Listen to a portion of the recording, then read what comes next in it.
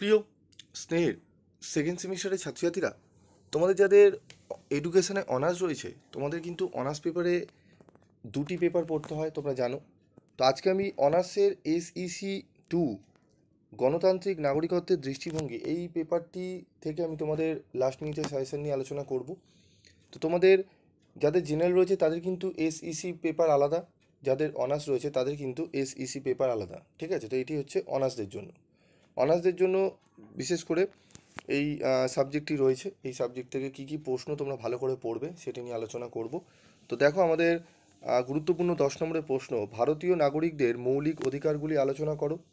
2 নম্বর প্রশ্ন, ভারতের শিশুদের যৌন নির্যাতনের কারণ ও গৃহীত পদক্ষেপ আলোচনা করো। গার্হস্থ্য হিংসা প্রতিরোধের প্রয়োজনীয়তা সম্পর্কে আলোচনা করো। শিশু সুরক্ষা কী, ইউরোপিয়ান কমিশন অনুযায়ী কোন কোন শিশুদের সুরক্ষার প্রয়োজন আছে। এই প্রথম 4টি প্রশ্ন খুব ভালো করে তোমাদের পড়তে হবে। এবং এই সাবজেক্টটি থেকে কিন্তু একটু সিলেবাসটি যেহেতু বড়, তোমাদের প্রশ্ন অনেক সংখ্যা বেশি হয়, তবু আমি চেষ্টা করেছি যতটা কম সংখ্যক প্রশ্ন দেওয়ার। তো তোমাদের অনার্সদের যাদের রয়েছে এই পেপারের যে সাজেশনটি দিচ্ছি ভালো করে পড়ে নেবে। এবং তোমাদের আরেকটি কথা বলবো, যারা জেনারেলের ছাত্রছাত্রী দেখছো, তোমরাও যদি SEC জেনারেলদের সাজেশন চাও তাহলে অবশ্যই কমেন্ট করে জানাবে। তারপর দেখো পরের প্রশ্ন, বিশ্ব স্বাস্থ্য সংস্থা বর্ণিত ধরন অনুযায়ী শিশু নির্যাতনের শ্রেণীবিভাগ করো। 6 নম্বর প্রশ্ন, গার্হস্থ্য হিংসা আইনের মূল বিষয়গুলি বর্ণনা করো। ঠিক আছে, এই প্রশ্নটি পড়বে। তারপর 7 নম্বর প্রশ্ন, গার্হস্থ্য হিংসার প্রকৃতি আলোচনা করো।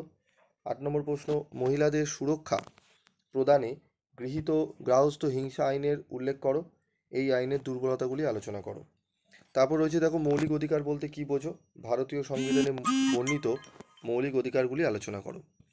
এই 9টি প্রশ্ন যেগুলো দিয়েছি, প্রথম 9টি প্রশ্ন খুব ভালোভাবে করে পড়বে। প্রথম 5টি প্রশ্ন তো ছাড়া যাবেই না, একদম খুব গুরুত্ব সহকারে পড়বে। তবে 9টি প্রশ্নই ভালো করে পড়ে রেখো, আশা করি তোমরা অনেকটাই উপকৃত হবে, ঠিক আছে? তো এই প্রশ্নগুলো 10 নম্বর হিসাবে। এবার আমাদের 5 নম্বরের প্রশ্নগুলো দেখে নেব কী কী রয়েছে। প্রথম প্রশ্ন যেটি রয়েছে, ভারতীয় নাগরিকের মৌলিক কর্তব্যগুলি উল্লেখ করো।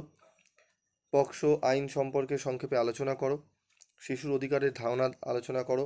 সাম্যের অধিকার সম্বন্ধে আলোচনা করো, অত্যন্ত গুরুত্বপূর্ণ প্রশ্ন।